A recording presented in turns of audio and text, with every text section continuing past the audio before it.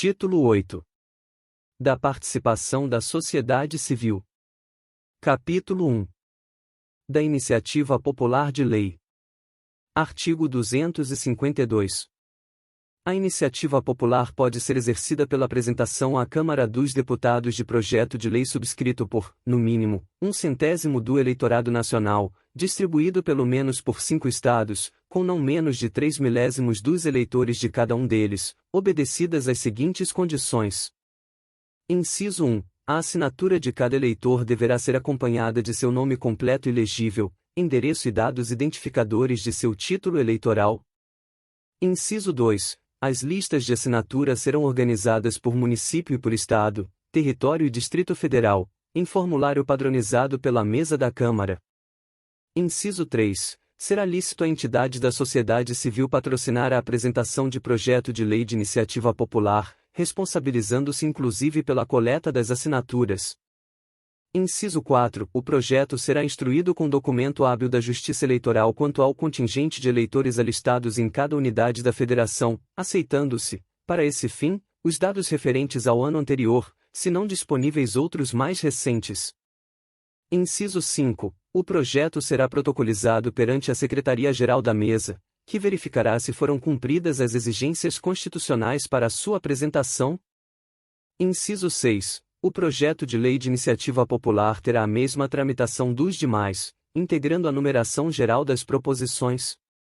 Inciso 7. Nas comissões ou em plenário, transformado em comissão geral, poderá usar da palavra para discutir o projeto de lei, pelo prazo de 20 minutos, o primeiro signatário, ou quem este tiver indicado quando da apresentação do projeto. Inciso 8. Cada projeto de lei deverá circunscrever-se a um único assunto, podendo, caso contrário, ser desdobrado pela Comissão de Constituição e Justiça e de Cidadania em proposições autônomas, para tramitação em separado, inciso com redação adaptada à Resolução nº 20, de 2004, conforme republicação determinada pelo ato da Mesa nº 71, de 2005.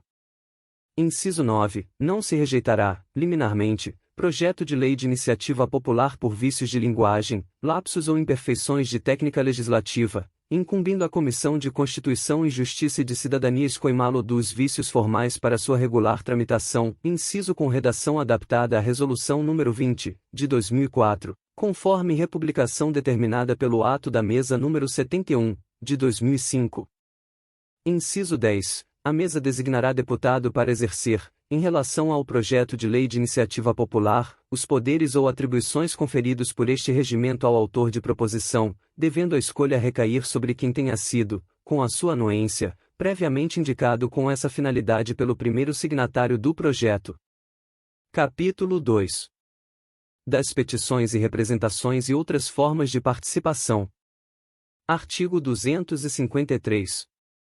As petições, reclamações, representações ou queixas apresentadas por pessoas físicas ou jurídicas contra atos ou omissões das autoridades ou entidades públicas, ou imputados a membros da Casa, serão recebidas e examinadas pela ouvidoria parlamentar, pelas comissões ou pela mesa, conforme o caso, desde que: Inciso 1. Encaminhadas por escrito ou por meio eletrônico, devidamente identificadas em formulário próprio, ou por telefone, com a identificação do autor. Inciso 2. O assunto envolva a matéria de competência da Câmara dos Deputados. Artigo com redação dada pela Resolução nº 19, de 2001. Artigo 254. A participação da sociedade civil poderá, ainda, ser exercida mediante oferecimento de sugestões de iniciativa legislativa, de pareceres técnicos, de exposições e propostas oriundas de entidades científicas e culturais e de qualquer das entidades mencionadas na alínea do inciso 12 do artigo 32. Numeração do dispositivo citado, a linha A do inciso 12 do artigo 32, adaptada aos termos da Resolução nº 20, de 2004, conforme ato da Mesa nº 80, de 2006. Parágrafo 1º. As sugestões de iniciativa legislativa que, observado o disposto no inciso 1 do artigo 253, receberem parecer favorável da Comissão de Legislação Participativa serão transformadas em proposição legislativa de sua iniciativa, que será encaminhada à mesa para tramitação. Parágrafo 2º. As sugestões que receberem parecer contrário da Comissão de Legislação Participativa serão encaminhadas ao arquivo. Parágrafo 3º. Aplicam-se à apreciação das sugestões pela Comissão de Legislação Participativa, no que couber, as disposições regimentais relativas ao trâmite dos projetos de lei nas comissões. Parágrafo 4º.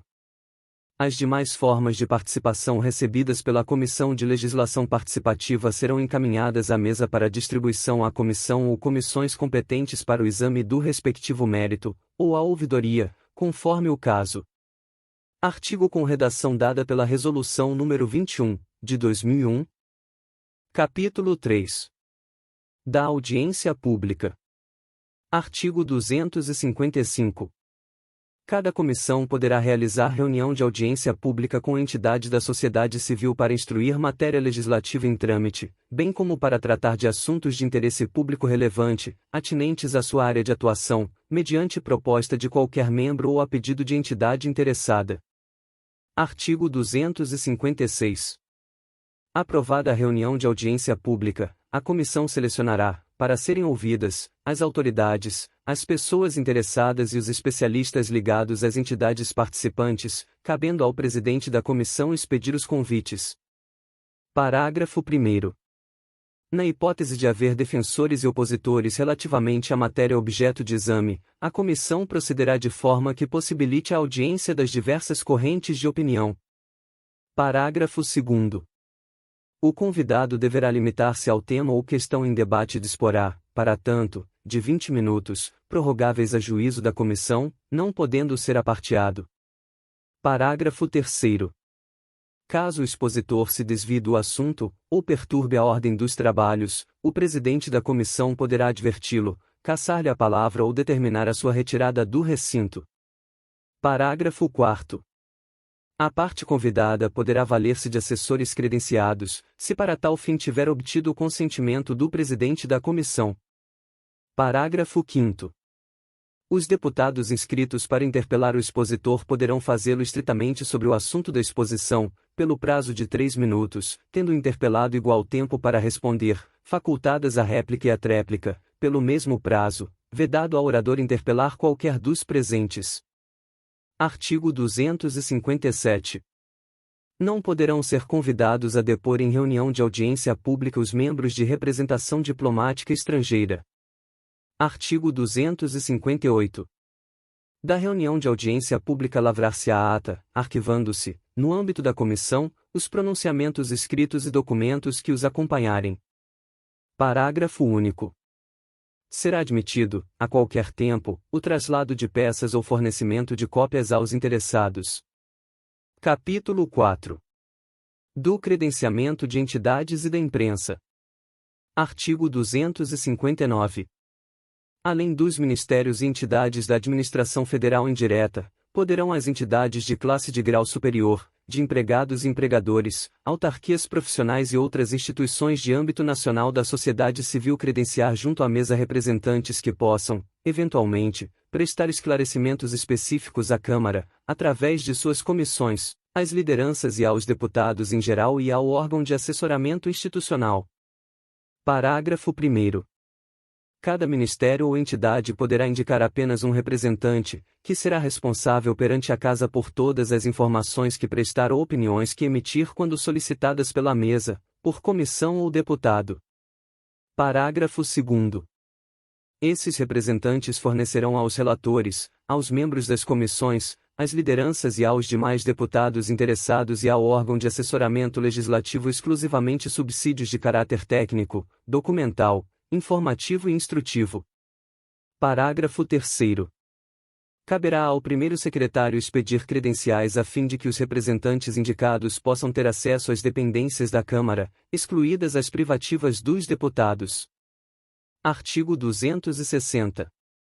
Os órgãos de imprensa, do rádio e da televisão poderão credenciar seus profissionais, inclusive correspondentes estrangeiros, perante a mesa, para exercício das atividades jornalísticas, de informação e divulgação, pertinentes à Casa e a seus membros. Parágrafo 1º. Somente terão acesso às dependências privativas da Casa os jornalistas e profissionais de imprensa credenciados, salvo as exceções previstas em regulamento. Parágrafo 2º. Os jornalistas e demais profissionais de imprensa credenciados pela Câmara poderão congregar-se em comitê, como seu órgão representativo junto à mesa. Parágrafo 3º. O Comitê de Imprensa reger-se-á por regulamento aprovado pela mesa. Artigo 261. O credenciamento previsto nos artigos precedentes será exercido sem ônus ou vínculo trabalhista com a Câmara dos Deputados.